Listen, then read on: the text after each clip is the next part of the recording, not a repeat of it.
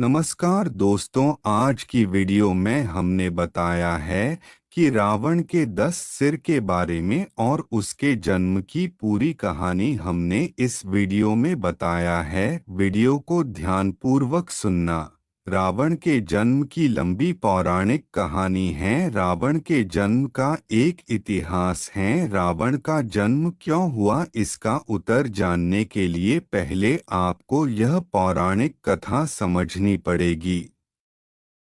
3 Malyavan Somali और माली दैत्य थे। तीनों दैत्य मृत्युलोक पर राज करते थे। माल्यवान, सोमाली और माली इस मृत्युलोक को जीतने के साथ साथ देवलोक को भी जीतना चाहते थे। इसलिए तीनों दैत्यों ने ब्रह्मा की घोर तपस्या की। दैत्य तीनों लोकों को जीतने का वरदान मांगना चाहते थे। ब्रह्मा जी न चाहते हुए भी इन तीनों दैत्यों के सामने प्रकट हुए और उनको वरदान दिया।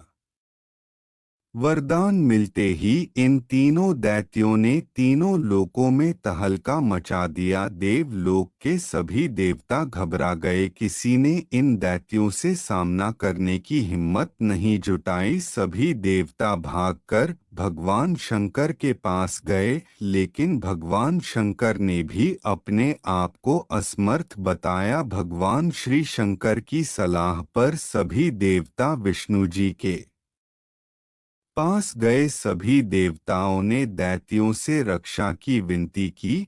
भगवान विष्णु जी ने सभी को निश्चिंत रहने का आश्वासन दिया।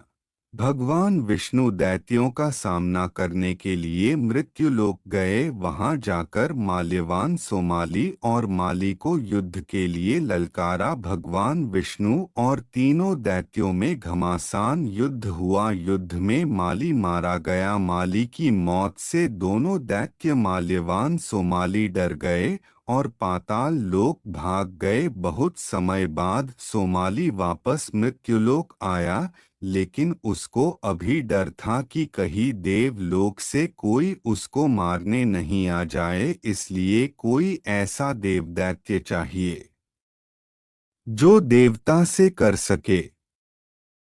इसलिए रावण के नाना सोमाली और रावण की नानी के सुमति दोनों ने मिलकर एक योजना बनाई। सोमाली ने लंका नरेश कुबेर के पिता ऋषि विश्वा से अपनी पुत्री कैकसी का विवाह करने की तरकीब बनाई। चूंकि कैकसी एक धर्मपरायण कुमारी थी, इसलिए वह अपने पिता की बात को टाल नहीं सकती थी। सोमाली के कहने पर कैकसी अपने पिता की आज्ञा मानकर विश्वा के पास गई।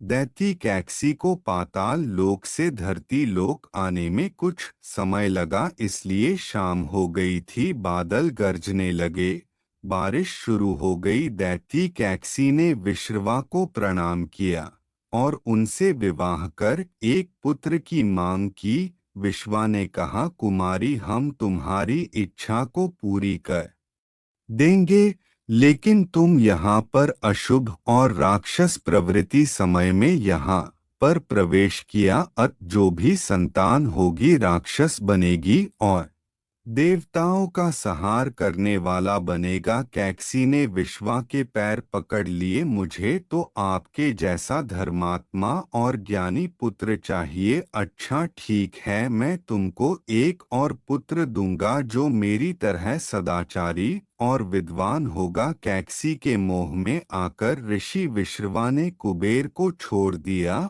और कैकसी के साथ रहने लगे। समय रहते कैकसी की 4 संतान हुई। रावण, कुंभकर्ण, शूर्पणखा और विभीषण उनके नाम रखे गए।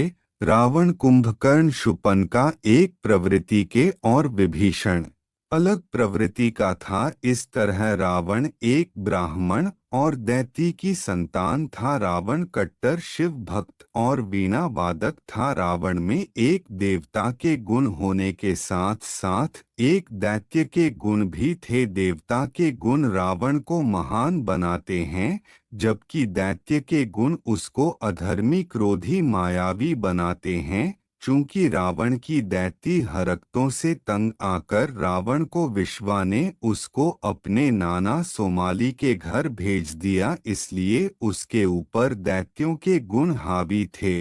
तो यह पौराणिक कथा रावण के जन्म की थी। अगली कथा, रावण के सिर पर 10 सर क्यों हैं?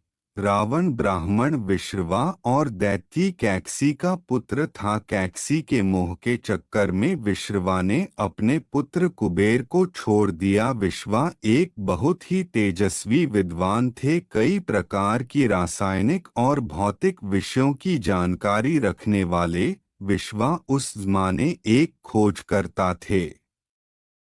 विश्वा ने भौतिकी के सिद्धांत पर आधारित एक ऐसी मणि बनाई थी जो किसी के गले में डालने पर 9 बार परछाई को प्रतिलिपित करती थी। कैकसी के आग्रह पर विश्रवा ने वह मणि उसको दे दी। समय रहते कैकसी ने वह मणि रावण को दे दी। जब कभी रावण उस मणि को पहनता तो उसके 9 सर आभास होते, पूरे मिलाकर 10 सर हो जाते। रावण के 9 सर की एक विशेषता यह थी कि वो केवल आभास हो सकते थे, जबकि वास्तविकता यह है कि कोई भी उनको काट नहीं सकता था। लेकिन इस मिथ्या से कई लोगों के सामने माया रचाई और भ्रमित किया। दोस्तों, आपको अगर हमारी यह कहानी पसंद आई हो तो प्लीज़ लाइक करके जाना